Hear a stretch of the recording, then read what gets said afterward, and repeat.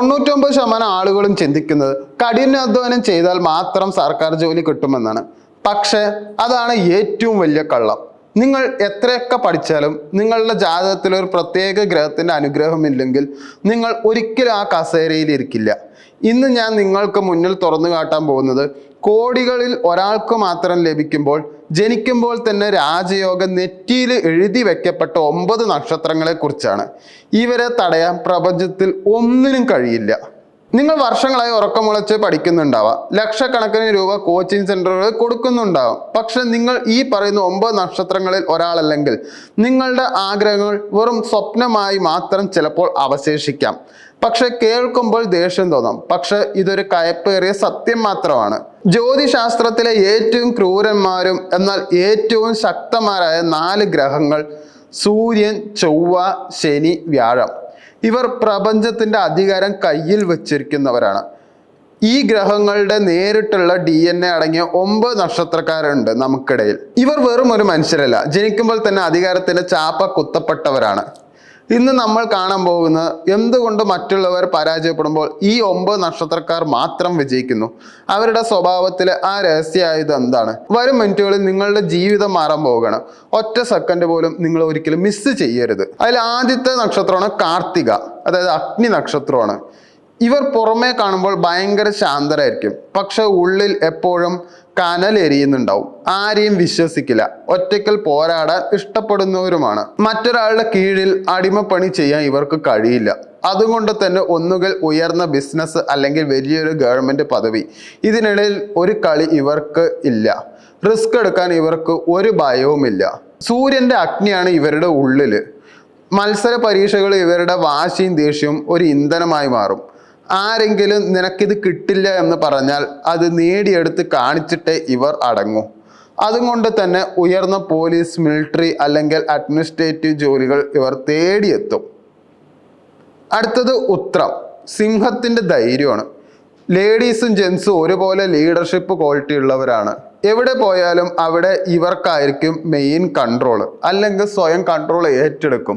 എല്ലാവരും അധികാര ചൊവ്വയോടെ ഇവർ സംസാരിക്കാറുമുള്ളൂ. കുടുംബത്തിന് വേണ്ടി സ്വന്തം ആഗ്രഹങ്ങൾ പലതും മാറ്റിവെക്കും. പക്ഷെ കരിയറിന്റെ കാര്യത്തിൽ ഒരു വിട്ടുവീഴ്ചയ്ക്കും തയ്യാറാകില്ല. സൂര്യൻ ഉത്രം നക്ഷത്രക്കാർക്ക് നൽകുന്നത് സ്ഥിരതയാണ്. ഒരു കാര്യത്തിൽ ഇറങ്ങിത്തിരിച്ചാൽ ലക്ഷ്യം കാണാതെ പിന്മാറില്ല. ഗവൺമെന്റ് സെക്ടറിലെ മാനേജ്മെന്റ് തസ്തികകളിൽ, റവന്യൂ വകുപ്പ് എന്നിവ ഇവർ തിളങ്ങും. അടുത്ത ഉത്രാടം, അതായത് അജയർ. ഇവരെ തോൽപ്പിക്കാൻ ആർക്കും കഴിയില്ല. ലോകം മുഴുവൻ എതിർത്താലും ഇവർ വിചാരിച്ച കാര്യം നടത്തിക്കും. അല്പം പിടിവാശി കൂടുതലായിരിക്കും. പെട്ടെന്ന് എടുക്കുന്ന തീരുമാനങ്ങൾ ഇവരെ അപകടത്തിൽ ചാടിക്കാറുണ്ട്.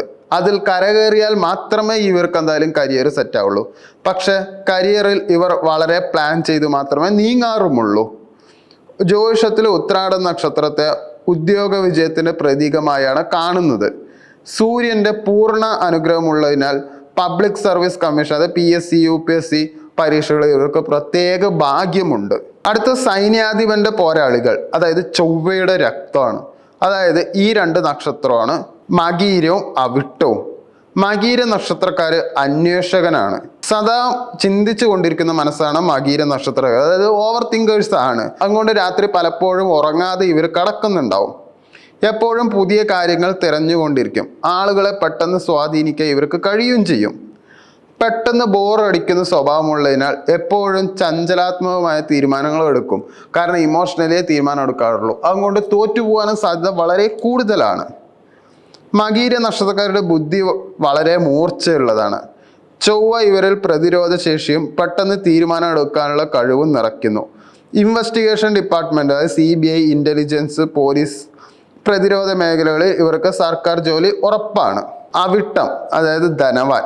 മറ്റുള്ളവരുടെ മനസ്സ് വായിക്കാൻ പ്രത്യേകം കഴിവുള്ളവരാണ് ഇവർ. ഉള്ളിൽ എന്ത് നടക്കുന്നുവെന്ന് പുറത്ത് പറയില്ല. സംഗീതത്തിലും കലയിലും താല്പര്യമുണ്ടാകും. സാമ്പത്തിക ഭദ്രതയ്ക്കായിരിക്കും ജീവിതത്തിൽ ഏറ്റവും വലിയ മുൻഗണന നൽകുന്നത്. അതുകൊണ്ട് തന്നെ സുരക്ഷിതമായ കരിയർ തിരഞ്ഞെടുക്കും. ചൊവ്വയുടെ കഠിനമായ ഊർജം അവിട്ട നക്ഷത്രക്കാർക്ക് അസാധ്യമായ ക്ഷമ നൽകുന്നു. എത്ര വലിയ പ്രതിസന്ധിയിലും ഇവർ പതറാറില്ല. ഗവൺമെന്റിന്റെ ഫിനാൻസ് ഡിപ്പാർട്ട്മെന്റ്, മിലിറ്ററി, എഞ്ചിനീയറിംഗ് അല്ലെങ്കിൽ വലിയ പൊതുമേഖലാ സ്ഥാപനങ്ങളിൽ ഇവർ എത്തും. അടുത്തത് ദൈവിക ബുദ്ധിയുടെ ഉടമകളും വ്യാഴത്തിന്റെ അനുഗ്രഹമുള്ള നക്ഷത്രങ്ങളാണ്. അത് ഒന്ന് പുണർദവും ഒന്ന് വിശാഖവും ആണ്.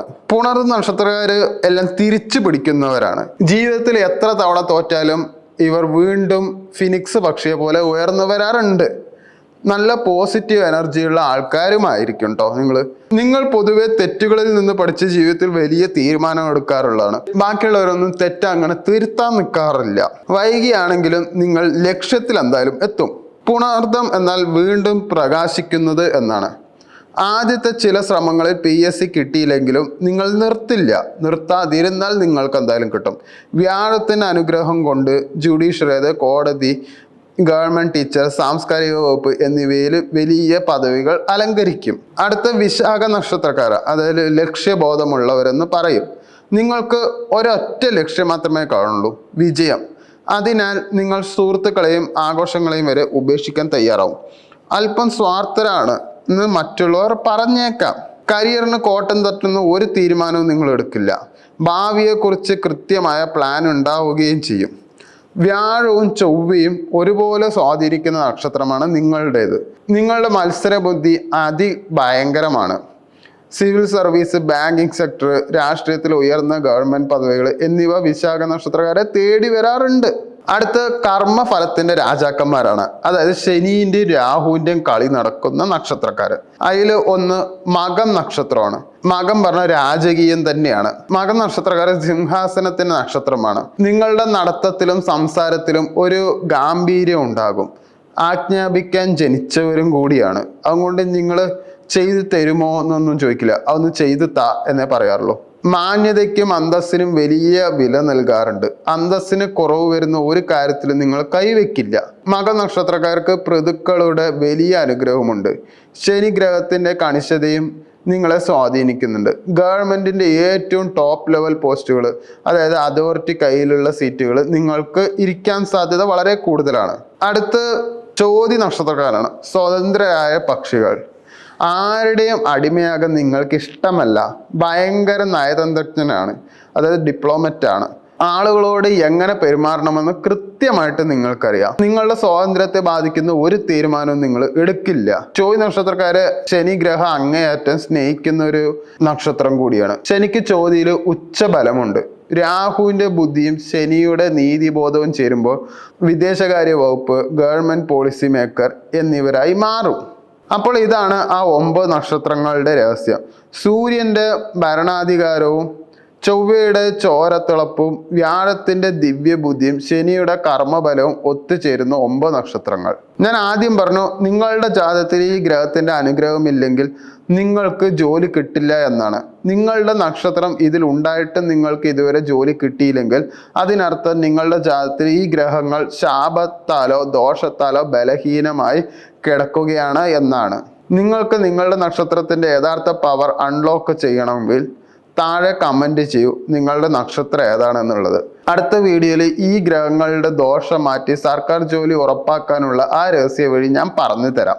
ഈ വീഡിയോ നിങ്ങളുടെ നക്ഷത്രക്കാരായ കൂട്ടുകാർക്ക് ഷെയർ ചെയ്യൂ, അവരുടെ കണ്ണ് തുറക്കട്ടെ. മറക്കാതെ ചാനൽ സബ്സ്ക്രൈബ് ചെയ്യുക. അടുത്ത ഞെട്ടിക്കുന്ന വിവരവുമായി ഞാൻ വീണ്ടും എത്താം.